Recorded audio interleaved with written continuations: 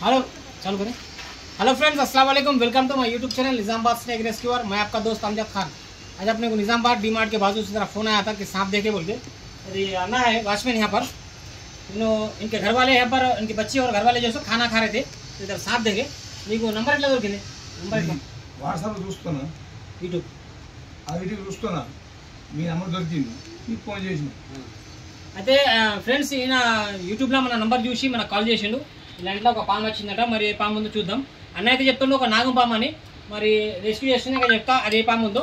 వీడియోని స్కిప్ చేయకుండా లాస్ట్ వరకు చూడండి ఫ్రెండ్స్. నా వీడియో నచ్చితే లైక్ చేయండి, షేర్ చేయండి, మా ఛానల్ని సబ్స్క్రైబ్ చేయండి. ఎటుపోయింది? లాస్ట్ లాస్ట్కి ఉందా?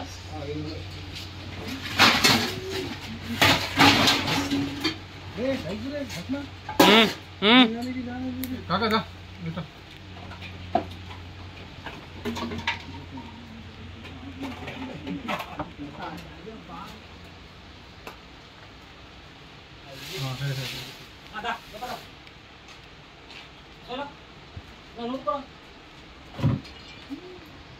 ఫ్రెండ్స్, ఇది ఒక నాగుపాము. దీన్ని తెలుగులో नागपाम అంటాము, ఇంగ్లీష్లో कुबरा स्नेक, हिंदी नाग सांप। दोस्तों, ये एक नाग सांप जो है ना जहरीला सांप है।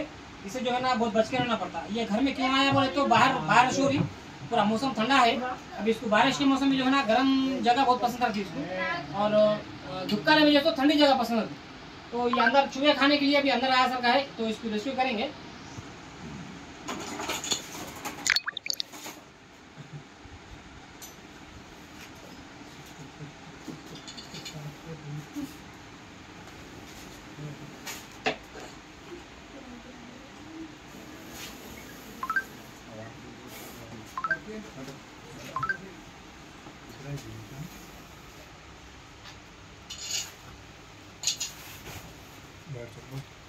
चल भाई चल चल, एक मिनट इधर पकड़ो। हाँ चलो, इधर लाके छोड़ो जी।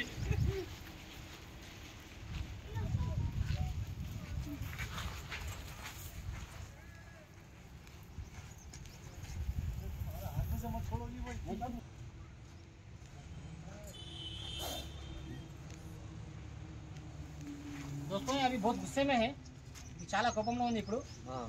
ఇంకా దీనికి ఆకలి మీద ఉందేమో, లేకపోతే ఎలుకన ఏదైనా తినేసి మంచి స్థలంలో చూసి కూర్చుంటుంది. ఉన్నాయి ఎలుకలు ఇంట్లో. అదే ఎలుకలకి వస్తుంది. ఎలుక కోసం వచ్చింది. ఒక డబ్బా ఉందా కాక? డబ్బా అవును, ఒక డబ్బా ఉంది.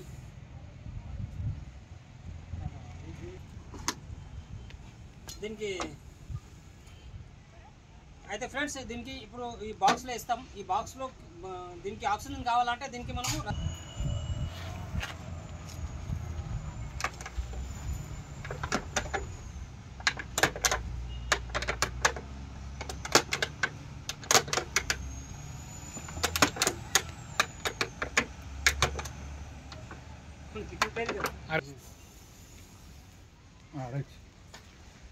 अभी बराबर.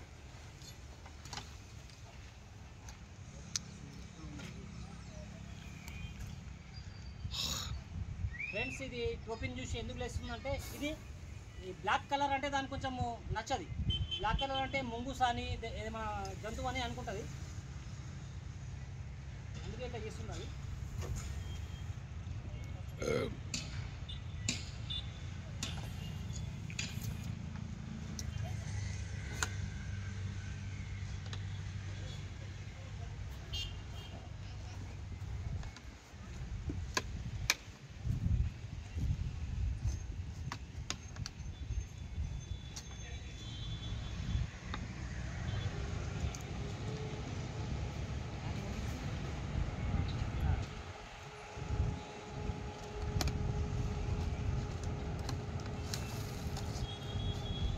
అయితే ఫ్రెండ్స్, మన నిజామాబాద్లో పాము ఎక్కడైనా కనిపిస్తే మాకు ఫోన్ చేయండి. మా యూట్యూబ్ ఛానల్ ఉంటుంది నిజామాబాద్ స్నేక్ రెస్క్యూअर.